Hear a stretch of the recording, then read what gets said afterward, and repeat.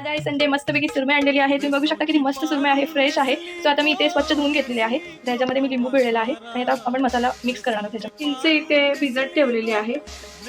So guys, मी इथे मसाला add केलेला आहे. लाल तिखट मसाला, गरम मसाला, हळद, चवीनुसार मीठ आणि चिंच ॲड केली आणि इथे आलं लसणाची पेस्ट केलेली आहे, थोडीशीच ॲड केलेली आहे. सो आता हे सगळं मिश्रण जे आहे ते आपण लावून घेणार आहोत. फिश ठेवलेलं आहे. फिशला आता एक 10 ते 15 मिनटं मॅग्नेट करून ठेवायचं आहे आणि मग नंतर फिश फ्राय करणार आहे.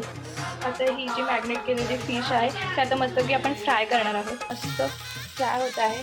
आता काही वेळ ठेवायचं आहे, असं कुरकुरीत करायचं आहे मस्तपैकी आणि हा गॅस हाय फ्लेमवर नाही ठेवायचा आहे. सो गाईज, किती मस्त कुरकुरीत फ्राय केलेली आहे मी सुरमई. तुम्ही बघू शकता.